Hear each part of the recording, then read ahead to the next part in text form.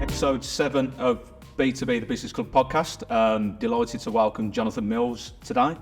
How are you, Jonathan? I'm good. Yeah, it's funny walking in and sort of realising how close we've been in the past. So share some stories and friends and some interesting conversations to be had, I'm sure. Yeah. So on that, obviously you went to school at CTC Kingshurst. We went to school at Archbishop Grimshaw, same time. So yeah, very small world. So we'll get into that shortly. We'll get into discuss your businesses, how they came about, how you ended up doing what you do. Firstly though, if you could just give us a little 5-minute introduction, who you are, that'd be wonderful. 5 minutes. 2 minutes. Who am I, or what do I do? I guess they're two different things. So grew up I was born in Marston Green in Birmingham.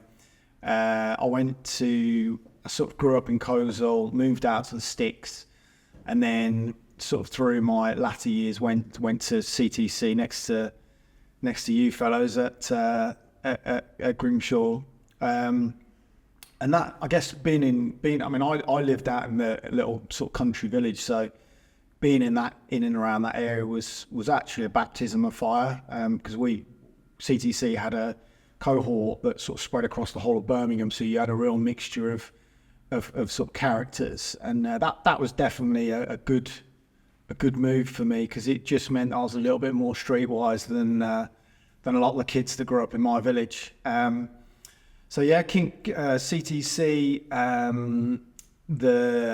the journey from there was football. I mean, we were football mad, we were strong as well. We were having a bit of banter off camera there, weren't we, about our sort of past head-to-head. So went and signed for Cambridge United as an apprentice. Was that straight from school? Were you scouted during school? So when I was younger, like I say, we were part of a strong sort of setup. We had a good Sunday league team and all that type of stuff. And I was with clubs from when I was about 10. I was Derby, Derby, Stoke, Forest. Got released from Derby, then signed for Cambridge United. I had a couple of different options, all sort of lower clubs, but Cambridge sort of stood out for me as the best option. So went to Cambridge. Didn't quite work out there. Sure, we'll come back onto that. And then basically the guy that owned Premier Soccer at the time was my youth team manager, and he got sacked. One thing led to another. I got released, and then he'd set up Premier Soccer, and my relationship with him was strong. So I went and jumped in and started doing summer soccer schools and stuff like that. And then I don't think I was even 18, and basically I set my own business up under that banner. And the rest is history, really. It just kind of took off from there in that sense. Played football, played non-league so it brings it back here, actually, coming back to this place. Played non-league, played quite a lot down south. Some good stories, some good success. And then just kind of evolved into got into some property stuff. And then sort of last sort of 4 or 5 years have been more focused on sort of business coaching, investing in that type of stuff, really. So that's a very early age to be setting up a business and getting into business. So where did that business acumen come from at such an early age? Obviously not a lot of people at that age are thinking of businesses, setting up businesses, incorporate everything that comes with setting up a small business. How did that come around for you? I think, I was lucky in many ways that the guy that set Premier Education up, he was very sort of forward thinking, but he was also, one of the things that made him successful is the fact that he just trusted people. He'd put people into opportunities when actually they probably shouldn't have had those opportunities. But I think I always had it in me, really. I mean, I'm pretty sort of driven and pretty intense. So I think it was just quite natural. And being at Cambridge back in the day, I mean, we were a lower league team, and you had to stand up and be strong, otherwise you'd just get eaten alive. I mean, it was a brutal environment. I mean, you wouldn't get, football clubs wouldn't get away with it now. What position did you play at Cambridge? Left back, right back, centre mid, bit of an all rounder, really. Yeah, it was a bit of an all rounder.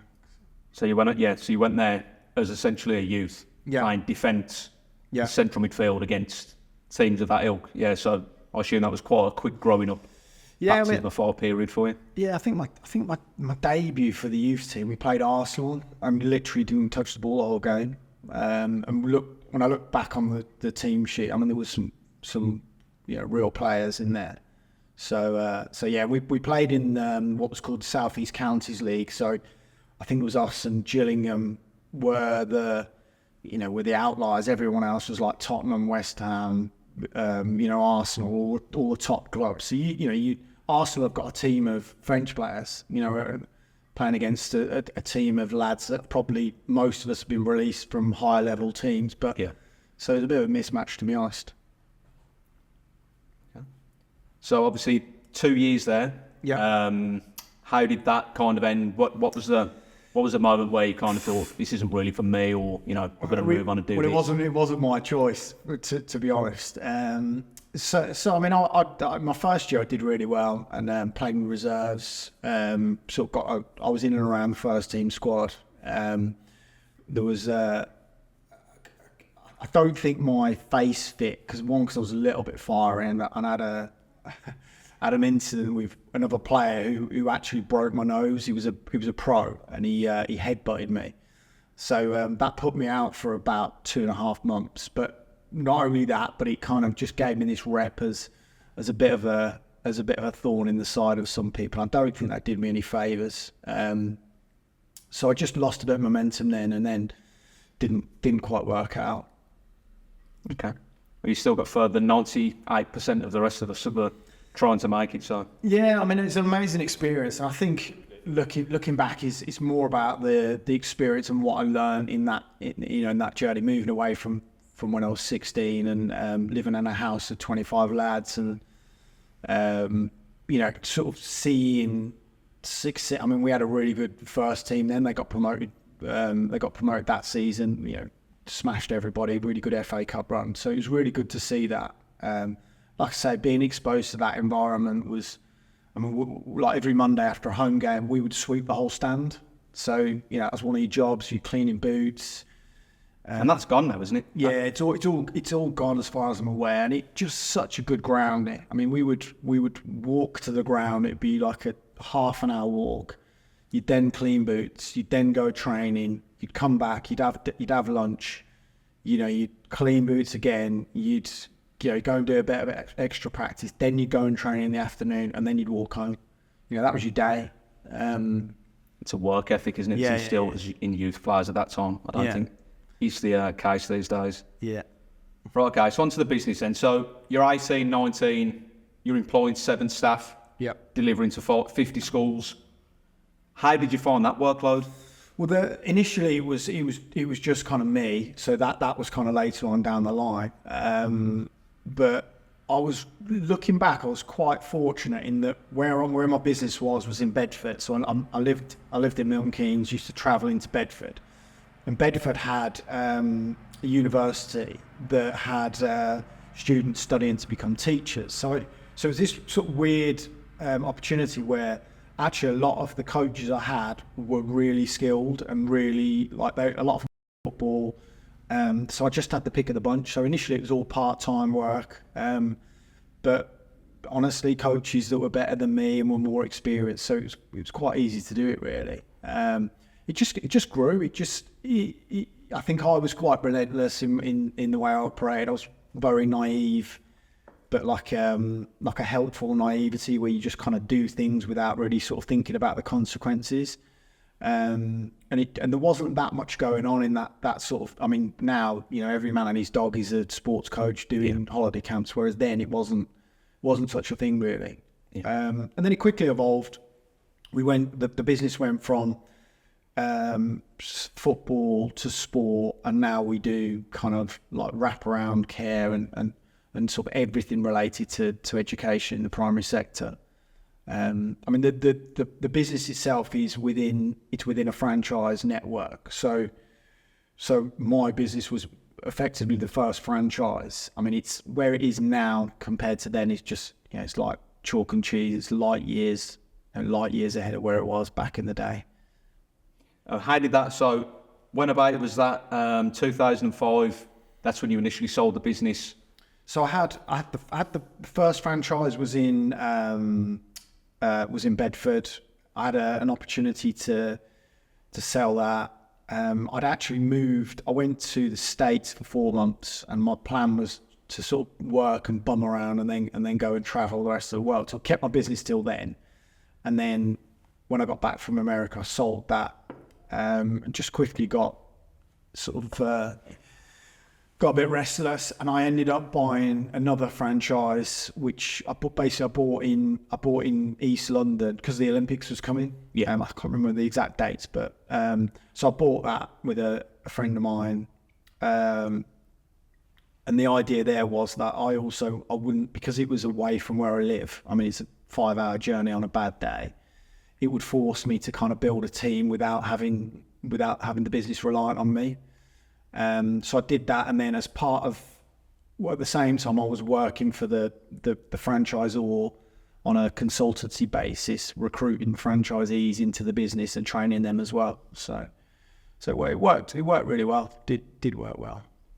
And how did you find the whole sale and acquisition process at that age? Yeah, I mean, it was a nominal amount. It wasn't a life-changing figure. What it did is it effectively allowed me to get into the property game. It gave me enough cash to be able to do that. Honestly, I can't really remember, but it was pretty simple. I mean, how we do it now is a lot more complex than what it was at the time, but it worked.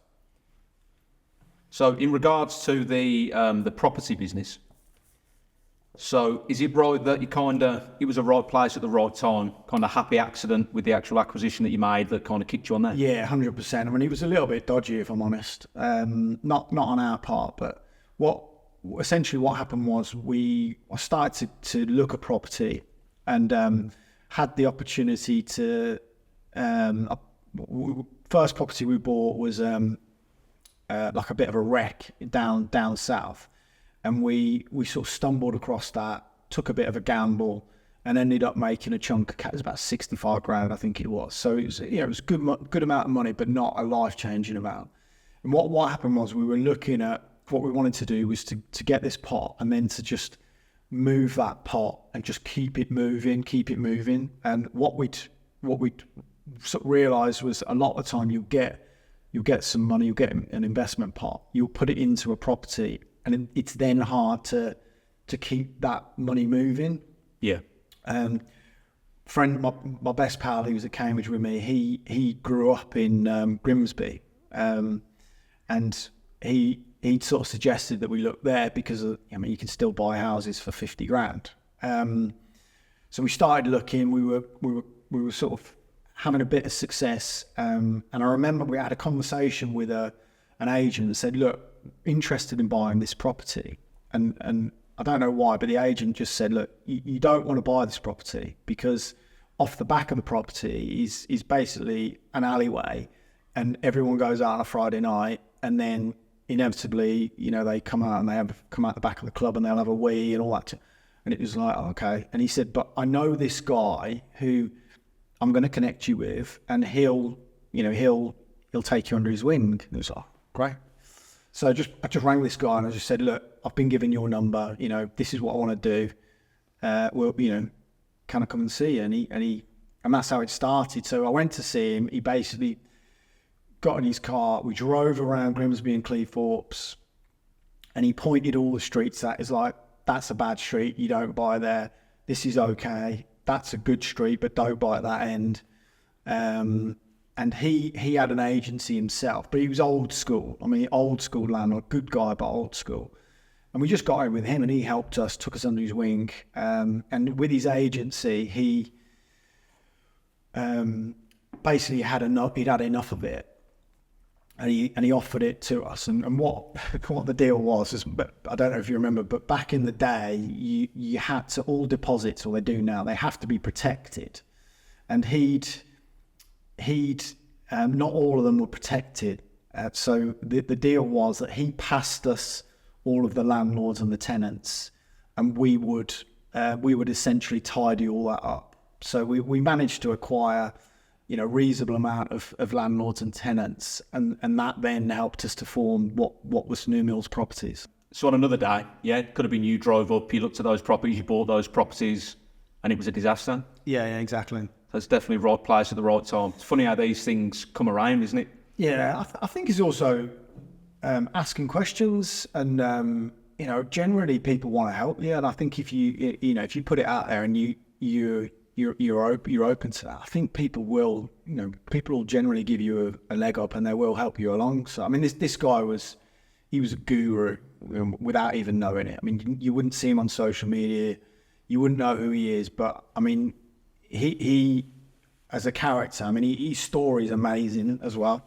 And I'm really grateful for his support. We were saying this the previous podcast, weren't we? How the old school, the older generation, that's what's, as they're kind of retiring off now in the various industries, that experience has been lost. Yes. It's not being replaced.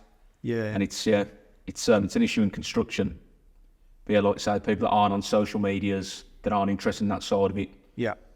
It's a shame that those people are kind of moving away without always passing that down, passing the torch on, the experience on. Did you find any issues around that time? Would that have been with the 2008 crisis? Would that have kind of impacted you around that time? So we first property we bought was 2009, so we benefited from the downturn. We were talking off camera and just saying that, my experience is that any time there's sort of challenges in the economy or there's wars, that's the time when you want to be getting stuck in. Even if you're tentative and scared about it, it's like that's when you need to be doing it. So we benefited from that, and there was a period where I can't remember what it exactly was, but we bought sort of 3 or 4 properties pretty quickly, and we got them at reasonable values. So because your turnaround with the actual properties, was it 50 to 200 in 3 years? On the property? On the actual scale of properties that you were on? Yeah, so there's two things we did. So I've got, myself and my business partner have got an agent. We had an agency which he still runs. So that's New Mills Properties. Yeah. But on the side, we also bought properties together and still do.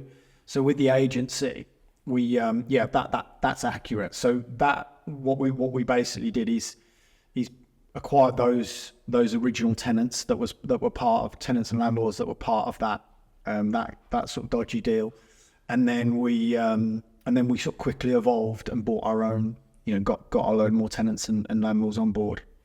And how do you find that as a general thing in regards to managing? Obviously, it's quite problematic when I speak to people that do small scale property to let. How do you find tenants, landlords, the whole management of that? Well, back in the day, the quality of tenants we had then was nowhere near where it is now, and I mean that with the greatest respect. But I think it's a really tough industry to be in, and you have to be like thick-skinned, and you have to understand the shit that comes with being a landlord. But again, that is the opportunity. Like if you know that, that. I mean, we've had. We were chatting on another podcast last week. So we've had prostitution, we've had drugs, I've had 2 fires, we've had a fire that was front page of the Grimsby Telegraph. We've had multiple theft, houses trashed. Like, it's just part of the game. And I think as soon as you understand that, like, that's the difference between getting involved and being successful or not. Yeah, it's a bit like being a football manager, isn't it? You're going to get sacked. You're never going to keep your job forever. So as soon as you get that, it's like, well, okay, I get it.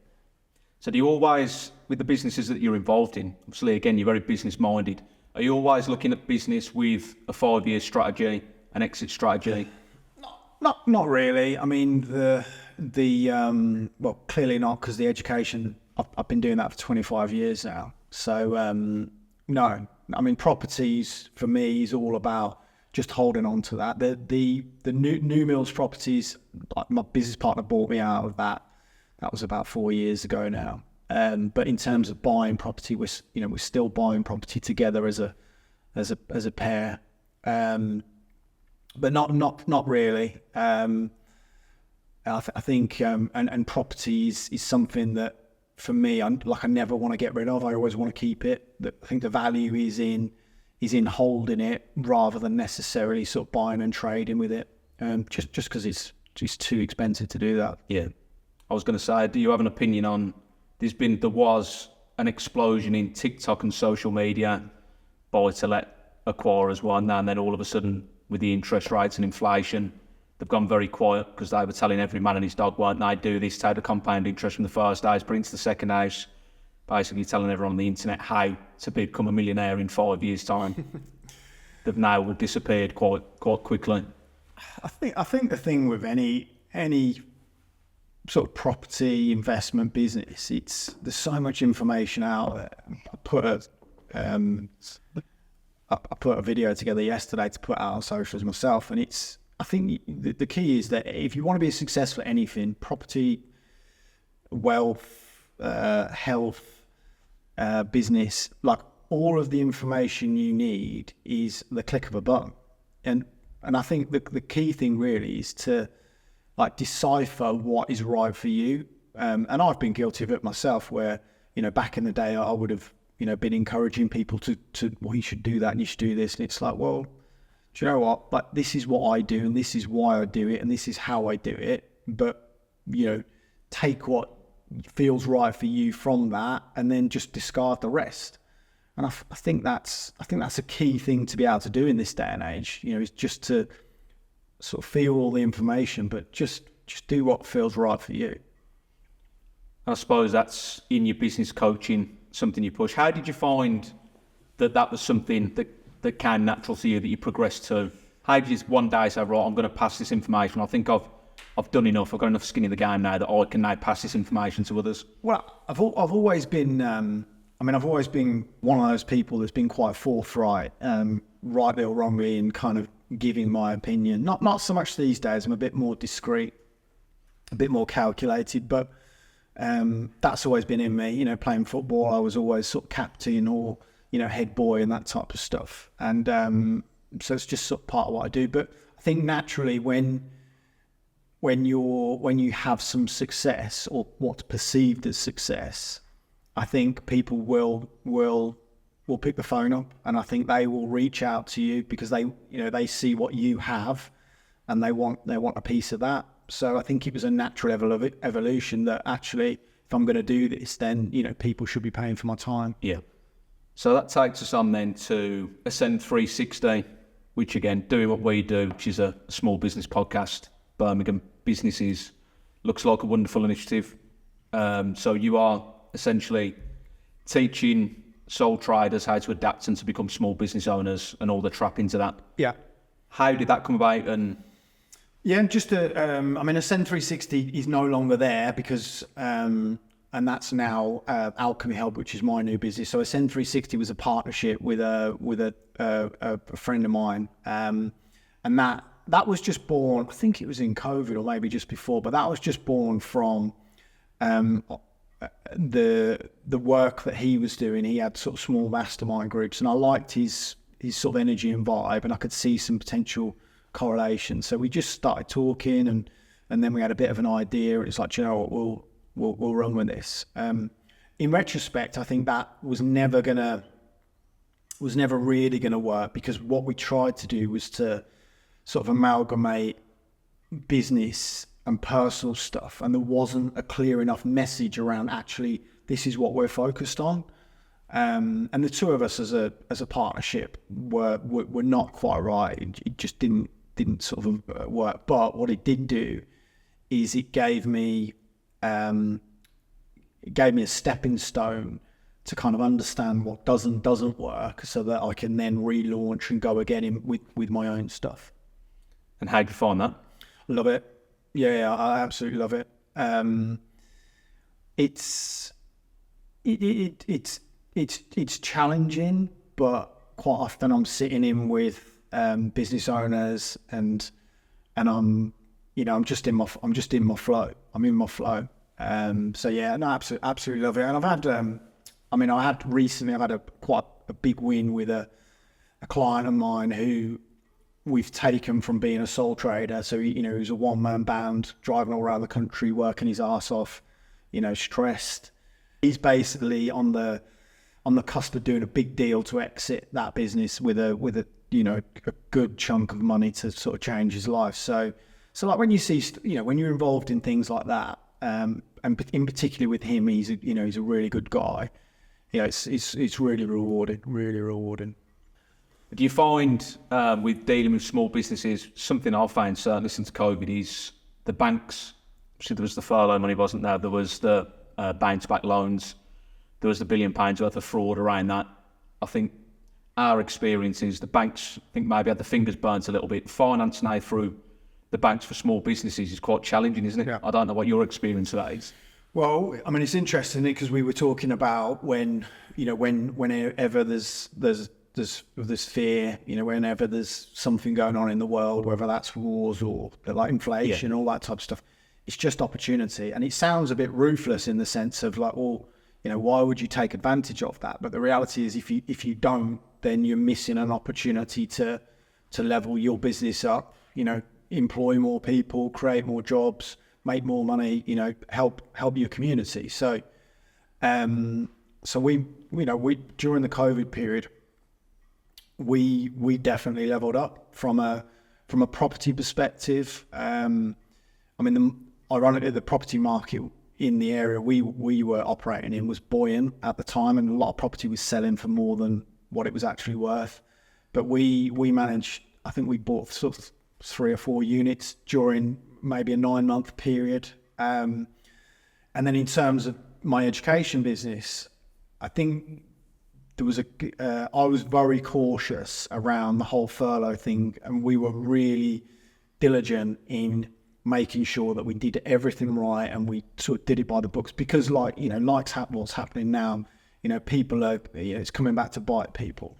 So like little things like, we topped everybody up, for example. Even people on furlough who weren't working, we still topped them up. And I think that was helpful. But probably one of the key pieces of work I did was I spent about 2 days. I remember sitting in my garden because it was really good weather, wasn't it? It was sitting in my garden and researching around the CBILS and the funding, and what the banks had actually done is that they were encouraging people to take CBILS loan, and the criteria, and I double checked this, was the CBILS loan was actually there as well to help people to grow. So it wasn't just something to protect, from sort of COVID and the aftermath of that, but it was an opportunity to grow.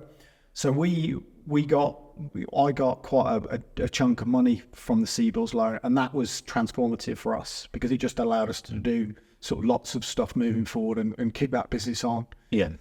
But it's hard work to get it, but worth the time to do that. Yeah. Yeah, I know someone that actually went from renting a unit to they used that to mortgage, essentially as a mortgage on a lower interest rate to get a property of their own, become a landlord. Absolutely. For their own business. So yeah, it's definitely positive for some. And of course, like the scaffolders and people like that were putting imaginary people on the payroll and paying them furlough for a year and a half, which is where we find ourselves with a big debt now, isn't it? But it's a different story. I think there's a balance, isn't there, between, I think it's all to do with values, isn't it? As much as I'm sure you can manipulate things and you could have piled into that, I would struggle to actually do that, knowing that it would come back in the future and bite everyone on the arse. That's the reality of it. That's the real. Like say, that is the reality now, isn't it? Yeah, it's the position we find ourselves in economically. So a little bit off kilter. So As a company that trains school children, what is the reality of the obesity crisis in kids? You can see it, can't you? I mean, it's evident. I think the challenge we face in this country is that sport is still at the bottom of the pile for schools. You know, they're under so much pressure to deliver on, you know, numeracy and literacy and all that type of thing that actually, you know, it is still not a priority for them. And until it's part of it's actually part of the curriculum where they have to deliver a certain amount of time, then I think it will continue to be like that. But yeah, we've got, I don't know, you guys got kids, but you know, you've got chocolates and sweets and all that type of stuff. But kids aren't as active these days because they're on their iPads. So you sort of fighting it from all areas, really. Yeah. Is all your training through Premier, is that all on site in person, or is any of that delivered remotely? No, it's all on site. So we teach about 8,500 to 9,000 kids a week, and it's all on school site. Apart from in the school holidays where we'll deliver holiday activities, basically. How do you find the navigation of that many staff? So how many staff is that? So we've got 50 now. It's tricky. I mean, we're dealing with younger people, and I think the work ethic and the sort of toughness of those younger people is probably not quite what it was back in the day. And I think in any business, when you're dealing with people, that's your biggest challenge. We've got a lot of good people, but when you're at that level of staff, what you find is that you're constantly recruiting people, and you're constantly, you know, moving people on, and because there's a reasonable volume of it, that's consistent. You know, it's not like, oh, every 5-6 months you recruiting someone. It's like you're constantly recruiting to, you know, to build your team, make them better, move people on, you know, and get rid of bad eggs, because inevitably there are a lot of bad eggs. Did you find, what was your experience after COVID with recruitment and onboarding? Well, we had a really solid team during COVID. So we had about 18 months. I don't know if you're asking this because you had the same experience, but we found that the market was really tough to recruit good people, and we also found that we had some retention challenges. In the last 6 months, I would say that has steadied off. There's better people out there, and the quality of the people we're getting, I think, has improved as well. Yeah. We had some experiences, but yeah, everyone I speak to, 'cause it was kind of the great resignation, wasn't it? And everyone realised there's more to life when they were sitting in the garden doing TikTok dances, so people moved around a lot more. But yeah, I think you're right. I think it's steadied out and it's kind of leveled back off, and the people that should be applying for jobs with the relevant experience now are again, thankfully. Yeah, and I think I'd add to that as well that as a business we've kind of we've got better at what we do, and we've made sure that what we offer to our staff is better than what it was before, and also better than what our competitors do. You know, it's not perfect, but I think that's something we've learned, and we're now, you know, investing to get the best people. That's our attitude. Well, I had a little look on your testimonials on LinkedIn as well. And the recurring theme seems to be that you're straight talking, no nonsense. It's nice to hear from someone that talks in that way. So working in around business coaching, how do you find the business lingo, the acronyms, the general chat? It's painful, isn't it, at times, because it's a bit corporate-y, and a lot of time there's always buzzwords, isn't there, that sort of come and go, and it just doesn't have to be complex. It can be really simple. And I think, you know, over in particularly recent years, I just focus on all my work being really simple. You know, we create a business plan. That business plan is a 5 to 7 page document that, if it's a good plan, you can explain it to your mate in the pub. That's what a good business plan is. Yeah. And just keeping everything simple. You know, keeping everything simple. That I think that's the key thing in my experience. But yeah, I'm not a fan of, you know, all the complex lingo. blue sky thinking. Oh God, makes me a little bit sick when you say that. Okay, so finally then, what advice would you give to yourself? I mean, you're a little bit different in that you've hit the ground running as a youth, really. We like to ask, what kind of advice would you give yourself now, looking back? But again, even with yourself now, even someone coming into the game wanting to kind of do what you do, property, what kind of advice would you give them from your years of experience that would kind of help them? I think move quickly, really. I mean, the property stuff, I'd have bought more.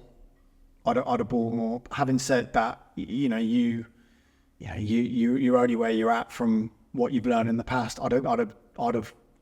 With property, typically it sort of doubles every 10 to 12 years. So, what I'm holding right now should be worth double in 10 years. So, the more you can get done now, the longer you've got for that to appreciate. And I think I'd have just moved quicker on a lot of stuff. I think I probably hesitated around the exit from the letting agency. Possibly could have come earlier. I mean, that business is thriving. It's my best friend that runs that. They're absolutely thriving. And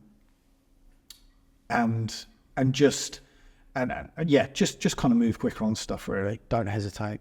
Yeah. Okay, excellent. I think that pretty much sums us up. And I think that's a wrap. Thanks for having us. So yeah, thanks ever so much for your time today. Very much appreciated.